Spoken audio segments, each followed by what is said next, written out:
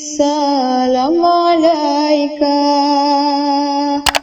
ya Rasul salam alaika. Assalamualaikum warahmatullahi wabarakatuh. Bismillahirrahmanirrahim. Saya Mardi, guru MTS Pembangunan UIN Jakarta, akan menyampaikan materi tentang konsep penelitian tindakan kelas atau biasa disebut dengan PTK. Yang pertama adalah pengertian PTK. Menurut Wijaya Kusuma, penelitian tindakan kelas adalah penelitian tindakan yang dilakukan oleh guru di dalam kelas. Menurut pendapat yang lain, bahwa PTK adalah penelitian yang dilakukan ketika sekelompok orang atau siswa diidentifikasi permasalahannya, kemudian peneliti atau guru menetapkan suatu tindakan untuk mengatasinya. Menurut yang lain, bahwa PTK adalah penelitian dilakukan secara kolektif untuk memperbaiki praktik yang mereka lakukan, di mana perbaikan dilakukan berdasar refleksi diri. Dan Panbono mengutip pengertian PTK bahwa PTK adalah intervensi kecil terhadap tindakan di dunia nyata dan pemeriksaan cermat terhadap pengaruh intervensi tersebut. Dari beberapa pengertian di atas, bisa disimpulkan bahwa PTK adalah penelitian tindakan kelas,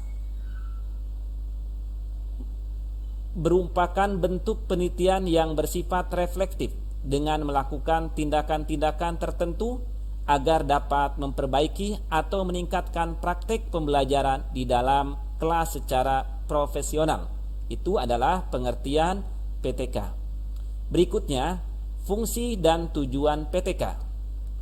Yang pertama, fungsi PTK adalah untuk atau sebagai mengembangkan strategi pembelajaran yang paling efisien dan efektif pada situasi yang alamiah.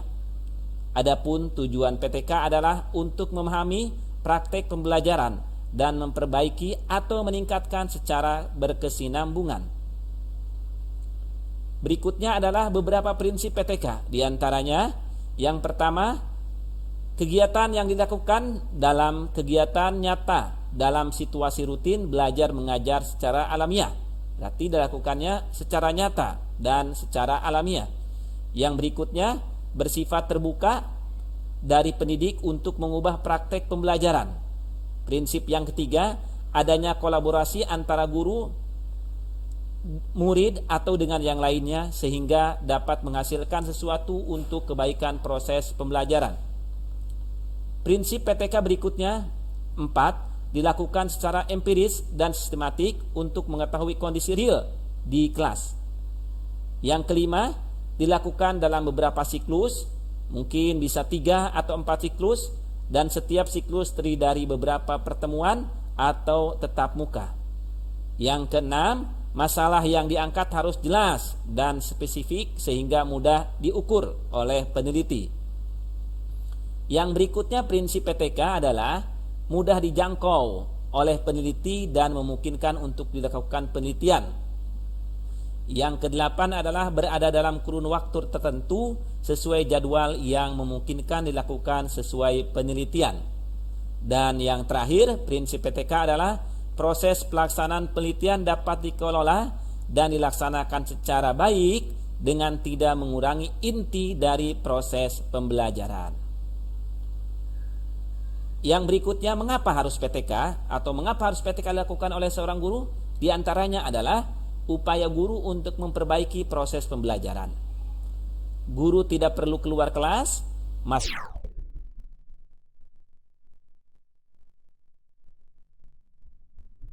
hanya dari guru sendiri. Guru dan siswa merasakan langsung dampak atau manfaat dari kegiatan PTK. Dan yang terakhir, guru dapat berdiskusi dengan sesama guru, menumbuhkan budaya akademik. Yang berikutnya adalah model PTK. Model PTK pada dasarnya memiliki atau pola umum yang sama dengan penelitian lainnya, seperti ada identifikasi, rumusan masalah, menentukan metode, mengkaji pustaka, merumuskan hipotesis, mengumpulkan data, mengolah data, dan juga ada menyimpulkan. Namun, khusus PTK ada beberapa ciri khas yang berbeda dengan penelitian lainnya. Ciri khas PTK diantaranya adalah PTK berbentuk uji coba tindakan, bukan eksperimen laboratorium atau survei lapangan, kaji pustaka, ataupun biografi. Yang berikutnya, ciri khas PTK, penelitian dilakukan dalam beberapa putaran yang disebut dengan siklus, bisa 3, 4 siklus dalam kegiatan PTK ini. Yang berikutnya adalah putaran berikutnya merupakan perbaikan tindakan dari tindakan putaran sebelumnya. Dan yang berikutnya, ciri khas PTK, perbaikan pada siklus berikutnya merupakan hasil refleksi dari siklus sebelumnya. Jadi sambung menyambung. Yang berikutnya, tahapan dalam kegiatan PTK. Yang pertama adalah pra-PTK atau refleksi awal. Nah, setelah mengajar kita ada refleksi awal, disebut dengan pra-PTK. Yang berikutnya adalah planning atau perencanaan PTK. Kita rencanakan waktu dan yang lainnya. Yang berikutnya adalah tindakan dan pengamatan. Dan yang terakhir adalah refleksi. Nah, dan kita baru melakukan penelitian tindakan kelas. Ini sudah selesai. Yang berikutnya adalah teknik pengumpulan data dalam PTK. Di antaranya adalah dengan observasi, wawancara, kuesioner, dokumentasi, dan juga bentuk tes. Ini adalah teknik pengumpulan data dalam kegiatan PTK. Yang terakhir adalah validasi data PTK.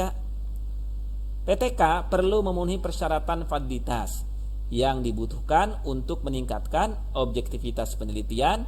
Validasi PTK dapat ditingkatkan melalui triangulasi. Di antaranya adalah yang pertama, triangulasi peneliti. Nah, dilakukan dengan menugaskan beberapa peneliti pengumpulan data yang sama sehingga data yang diperoleh jenuh atau konstan. Yang kedua adalah triangulasi waktu. Triangulasi waktu dapat dilakukan dengan mengumpulkan data dalam waktu yang berbeda.